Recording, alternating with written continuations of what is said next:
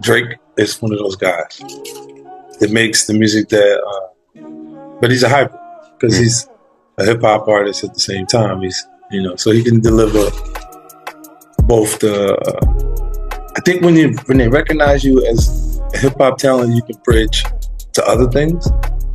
But when you are R&B, you're R&B. Drake is one of those guys that makes the music but he's a hyper because he's a hip-hop artist at the same time so he can deliver both I think when they recognize you as a hip-hop talent you can bridge to other things, but when you are R&B you're R&B. 50 Cent has long been a figure synonymous with controversy, irreverence and rivalry in the world of hip-hop. His presence in the music industry, bolstered by his rise to fame in the early 2000s, has made him a polarizing character loved by some and loathed by others. In the latest installment of his public persona, 50 Cent has taken aim at one of the biggest names in the industry today, Drake. Welcome back to Marcus at Work Media. So FYFY recently did an interview with Hot 97 with Ebro, and he kind of started talking about the Kendrick Lamar battle as well as his thoughts with the J. Cole thing. First off, do you think you watched the battle between them? You was paying attention? It was entertaining for you? Is it as a rap fan? It was good for the culture, bro. Made both of them produce material to up to standard faster. At first I had Kendrick not even in it cause it was like boom boom, he hit 2-3 times and I ain't see nothing coming from Kendrick. And then if it's like Kendrick was making a CD instead of response, Kendrick is always going to be a media doll. And I told him, I said, cause he has the ability to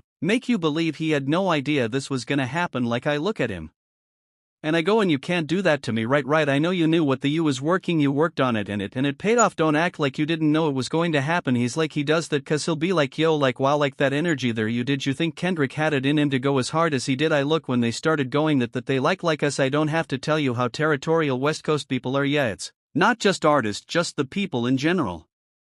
So when he gets to the West Coast side and they not like us, they going to get together like you put them on the stage together. That was all done properly. Yeah, no, it was you enjoyed it. Yes, that different artist. So among all of that, whether you agree or disagree, he also led into the whole J. Cole situation. He felt that the Cole situation kind of hurt him a little bit. He was expecting some competition, some pushback from Cole. What about Cole, man? In a series of comments that have set social media abuzz, 50 Cent mocked Drake and made the bold claim that the Toronto-born rapper would eventually end up like did a businessman, a mogul and a figurehead with vast influence, but one whose musical legacy has been overshadowed by his ventures outside of music. Well, he didn't want to be a part of it. He said he didn't want, that's not who he was. I know. So what happened with Cho? So happened with that. I'm just saying to you, the culture, the competitive nature of it. So do you think that someone can be? Because we defended Cole cause frankly it wasn't in him to do it, and he made the decision, he took ownership, he didn't run, he took ownership of it. He was like, yo, I made AM, he said, I made a whack move, he even apologized and he dipped out. Now only problem I have was recently just put out a song, I don't know if you heard it, called Port Antonio, where he said I would have won the battle but I would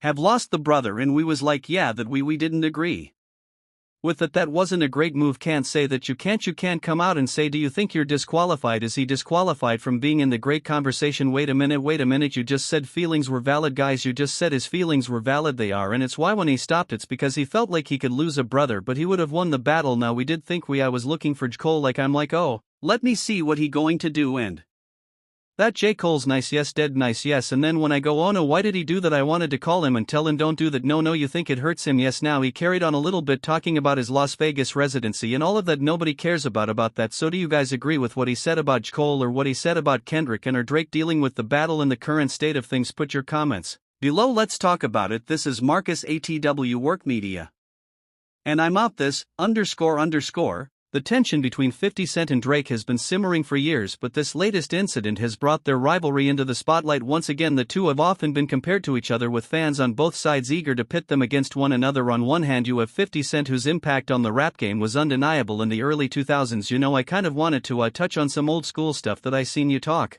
about before. Man, do it, bro. I have seen that you kind of knew 50 Cent before he blew up. Yeah, what was that like? 50 was the type of dude that kept like a little he kept like a little pad with him. He wrote everything down, you understand me, and him caught the plane. We was going to Vegas and I gave him my card. My business card was site affair security management and everywhere, you know what I mean. So 50 did a song about that, you know what I'm saying, and he put that in the song. And some years, about a year or so ago, not even a year or so ago, he said that when he dropped my name, he said, yo, I got the SA fare, I got that from Big G, and he been trying to tell y'all about this puff __.